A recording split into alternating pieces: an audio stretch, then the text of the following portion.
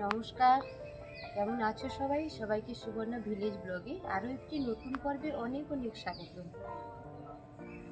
তো আজকে আমাদের মনসা পুজো, তো সকালবেলা ফুল তুলতে আছি।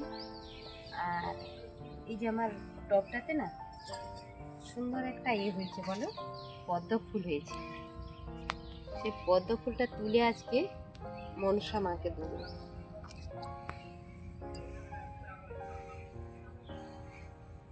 আর কি বলো তো, ভ্রমরের আনাগোনা ফুলের মধ্যে একদম সকালবেলা তো এখন, তাই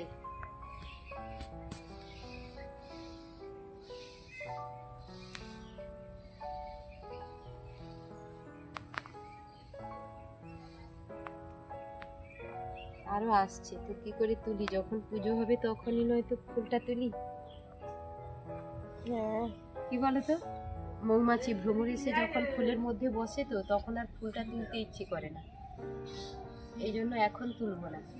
বাড়ির ফুল তো সঙ্গে সঙ্গে তুলে মাকে দিয়ে দেবো। একটা নয়, আরো একটা ভ্রমর এসছে, এই জন্য বলছি ফুলটা এখন আর তুলবো না।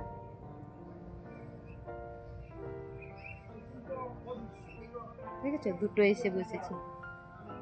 আর বমনি, ওই যে বলো, ব্যাংকটা মনে হয় গেছে না বেঁচে আছে বুঝতে পারছি না। ব্যাংকটা মনে হয় গেছে। না, বেঁচে আছে ও। দেখো কিরকম ওই যে বসে আছে, কি বলে, আমরা যে ওই ছোটবেলায় বলে মানে জেনেছি যে হরির উপরে হরি, হরি বসে তাই হরিতে বসিয়া হরি হরিতে লুকায়। ও লুকিয়ে আছে, ওকে কিন্তু সাপ ধরেছিল। ওর একটা পা একটুখানি কেটে খেয়ে নিয়েছে, এই জন্য সে এইখানে আশ্রয় নিয়েছে, নিরাপদ আশ্রয়। আর এইদিকে ফুল তুলি, এইদিকে দেখো আমার, আমি তো অনেকবারই দেখিয়েছি আমার দোপাটি ফুলের গাছে প্রচুর ফুল হয়েছে। আর সেই এই যে সকালবেলা এসছে, এখানেও কত মৌমাছি, দেখো মৌমাছি আর ভ্রমর, গুনগুন শব্দ একদম। দেখো কি পরিমাণ ভ্রমর এসছে গাছে। অনেক চারা হয়েছিল জানো তো, সবাই যখন চারাটা নিতে আসে না, সবাই কি করেছে, ওই লাল গাছগুলো বেছে নিয়ে গেছে, আর এই দিকটাই শুধু সাদা গাছগুলো ছিল। তো তার মধ্যেও দেখেছি সাদাটার মধ্যেও অনেকটা ডিফারেন্স আছে, সাদার মধ্যে অনেকটা নীল আছে, আবার সাদাতে নীল মানে একদম এই কালারটাও ফুটেছে। এটাতে নতুন ফুল হওয়া শুরু হয়েছে মাত্র। আর গাছগুলো আমার সমান হয়ে গেছে একদম, এত বড় হয়েছে।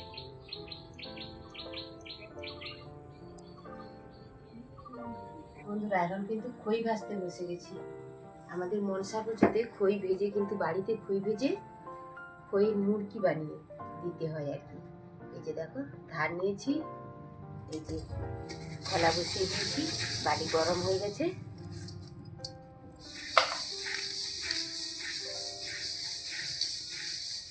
যখন ফুটতে শুরু করবে তখন কিন্তু এই গরম বালি কিন্তু ছিটাবে, এই জন্য কি করেছি, হাতের মধ্যে কিন্তু এই যে রেখেছি, ঝাড়ু রেখেছি, ওটা কিন্তু একটু ঢাকি দেবো, উপর থেকে একটুখানি ঝরে রাখবে। তাহলে কি হবে, সেইটাও এদিকে যদি এতটা ছিটাবে না, গরম বালি, গরম বালি গায়ের মধ্যে পড়বে না। হ্যাঁ, প্রচুর বালিটা কিন্তু প্রচুর ছিটাবে।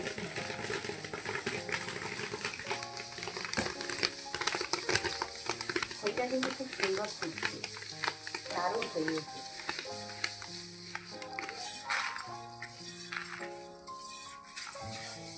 আমাদের নিয়ম, আমাদের বাড়িতে খই ভেজে কিন্তু দিতে হবে, কেনা খই বা মেশিনে ভেজে আনা খই দেওয়া যাবে না।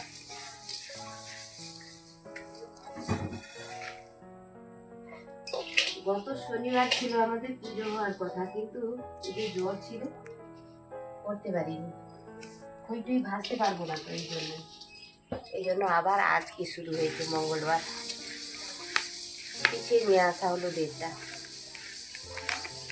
তবুও ভালো নেই এখনো, তবুও চালিয়ে নিতে হবে আর কি, পুজো করে নিতে হবে।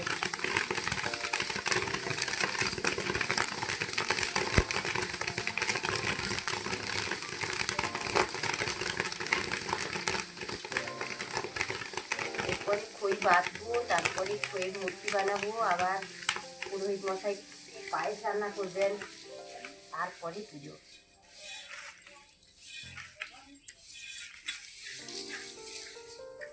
অনেকদিন পরে কিন্তু হাতে ধরেছি বলো।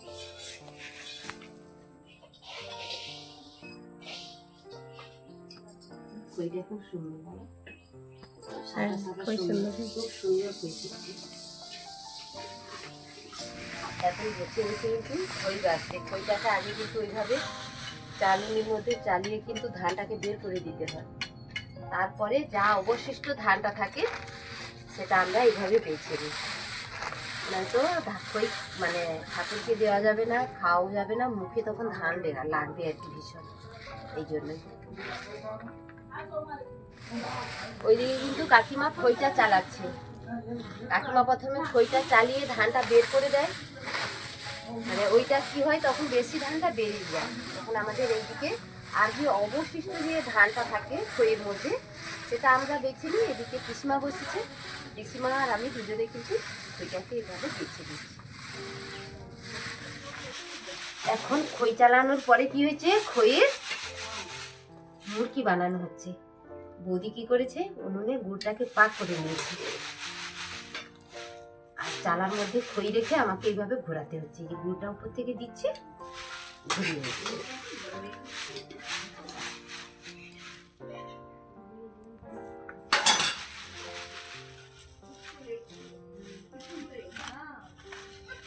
হাত কিন্তু দেওয়া যাবে না বলো তো, এত গরম তো, পাট থাকে তো গুড়ের, হাতে লাগলেই কিন্তু সঙ্গে সঙ্গে একদম পুড়ে যাবে, বসে যাবে একদম চিটিয়ে।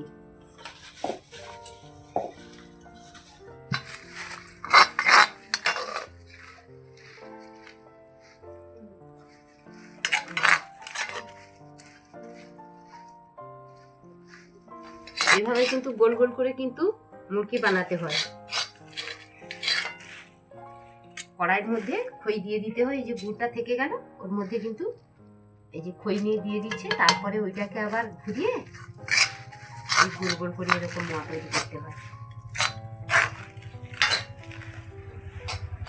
এখানে কিন্তু মায়ের পায়েস রান্না চলছে, মনসা মায়ের দাদা রান্না করছেন, ঠাকুর মশাই বসে গেছে। হ্যাঁ ঠাকুর মশাই বসে গেছেন আর আমরা একটু খালি সহযোগিতা করছি। পায়েস, মুরকি, খই, মনসা মায়ের প্রসাদের ইতিহাস।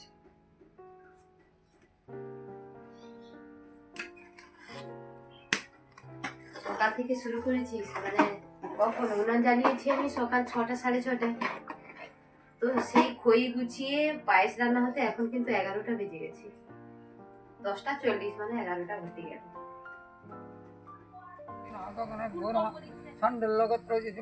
পরমান্ন রান্না হয়ে যাওয়ার পরে পুজো করতে চলে এসেছে।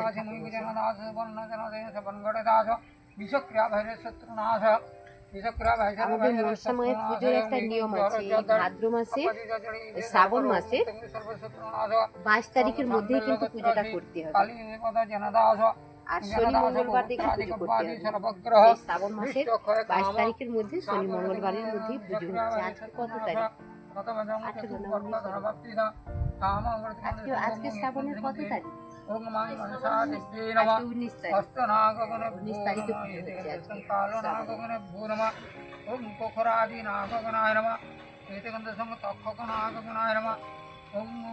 আর মনসা পুজো হয় আমাদের কিন্তু মনসা গাছ একটা লাগানো, তাকে আমরা দেবী হিসেবে পুজো করে থাকি। এখানে কিন্তু কোনো মূর্তি নেই, জাস্ট মনসা গাছে পুজো করা হয়। শ্রী বিষ্ণুর নামাদ্যঃ আদ্যঃ শ্রী বিষ্ণু নমঃ। হ্যাঁ, দুধ গুড় তো ঢালতেই হবে, দুধ গুড় ছাড়া মা মনসার পুজো হয় না। আদ্যঃ রতিন্দসং পদেবা গিরিতে যদি বা শত্রু মধ্যে শাপ ভয় নিবারণং বিশাহরায় মাং মনসা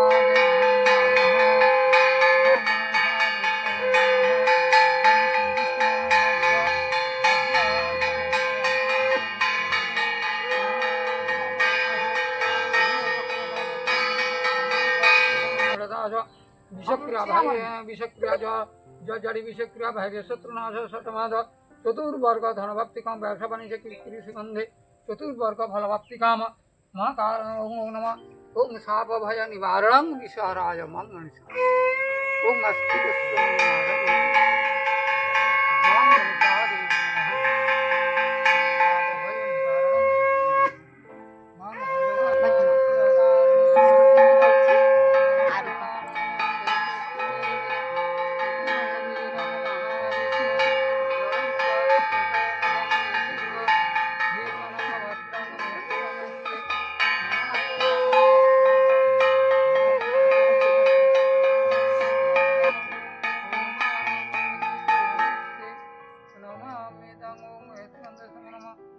নমঃ মনসা দেবী নমঃ দেব মনসা দেবী ওম বনস্পতে রসো দিব্যং অন্তর্ভক্তি শ্রী পরম পুজো চলছে, আমরা সবাই এখন দাঁড়িয়ে আছি, পুজো দেখছি।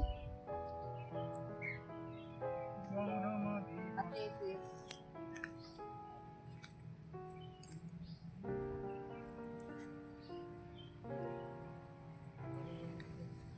মনসা দেবী নমঃ শাপ ভয় নিবারণং বিষ্ণু মাং মনসা দেবী নমঃ